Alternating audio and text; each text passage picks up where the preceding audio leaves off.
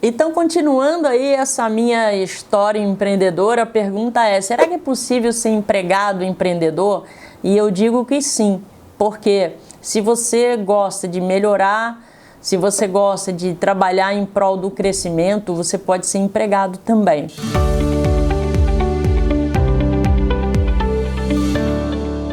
E por que eu saí desse primeiro emprego? Eu saí porque simplesmente não tinha mais abertura para crescimento ali. E eu me planejei, como eu sempre digo hoje, quem quer empreender, que tenha pelo menos aí 6 meses a 1 ano de reserva financeira. Na época, eu me preparei para ter 6 meses de reserva financeira e sair do meu emprego. Mas o que é legal, eu consegui um emprego logo depois ganhando o dobro, e depois eu saí e consegui um outro emprego num lapso assim, de 3 meses. Eu fui trabalhar numa multinacional, trabalhando ainda na área trabalhista, olha só. E nesse ínterim aí, eu abri uma locadora de vídeo, trabalhei numa outra empresa, e justamente quando lá já pulando isso tudo aí, eu fiz faculdade de administração, fiz faculdade de contábeis, eu fiz uma pós em psicologia do marketing, porque eu tive uma locadora de vídeo. Meu sonho era trabalhar com marketing, mas na época eu já era velha, eu tinha 30 anos quando eu fiz a pós, e aí ninguém queria me dar emprego. Olha só, é incrível, mas é verdade. E mal eu sabia que queria depois, anos depois, vir a ser uma empreendedora digital e não depender de patrão, né? Porque é isso que é bem legal da gente fazer.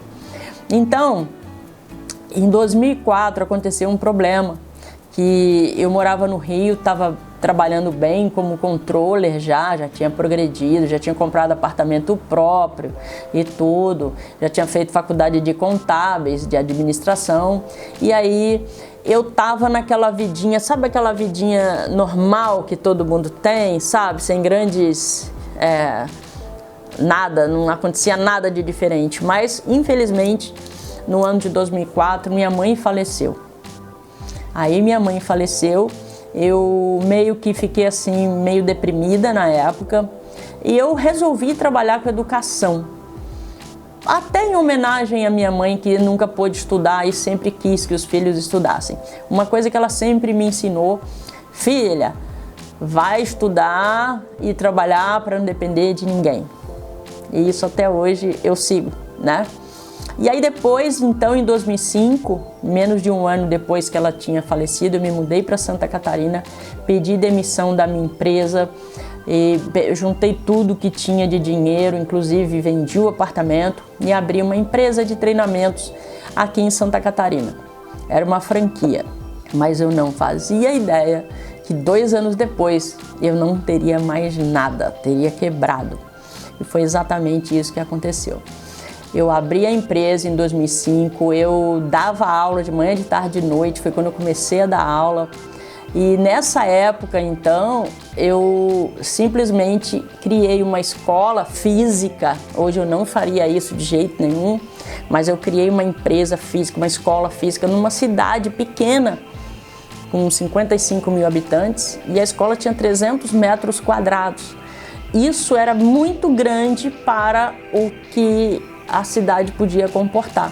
Durante um período até deu certo e depois, infelizmente, não deu mais. Então, em 2007, eu quebrei.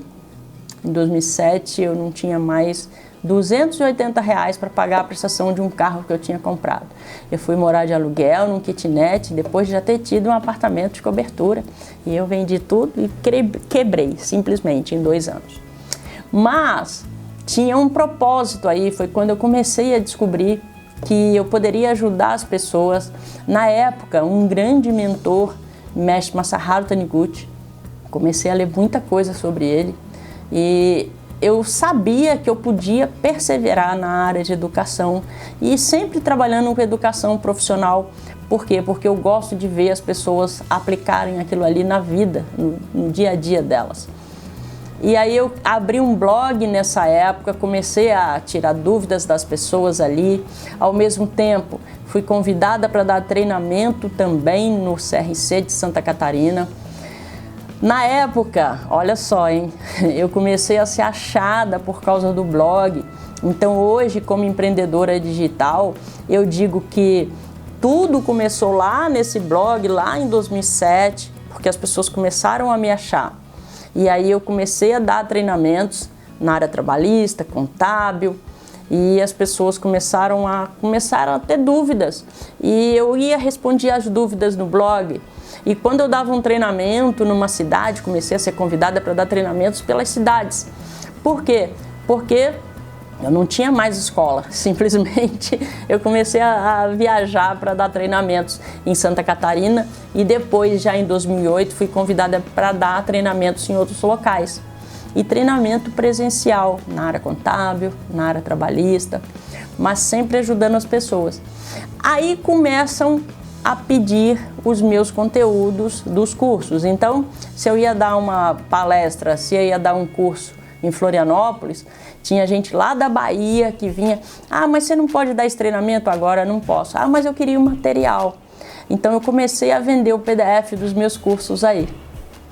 E com isso eu fui constituindo toda uma cadeia já baseada em marketing, não em marketing digital como a gente conhece hoje, mas baseada em marketing, que todo mundo começou a me achar por causa do blog e dos treinamentos presenciais que eu dava, e dali outras pessoas começaram a pedir treinamentos, até que chegou um ponto que eu já ficava a semana inteira viajando para dar cursos. E isso foi muito bacana, mas ainda não ganhava tanto dinheiro. A escola tinha deixado tanta dívida que era basicamente para pagar as dívidas que eu trabalhava, muitas dívidas.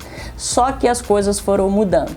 E aí em 2015, eu realmente tomei a decisão de botar os meus cursos presenciais de maneira online, porque ninguém queria mais comprar PDF.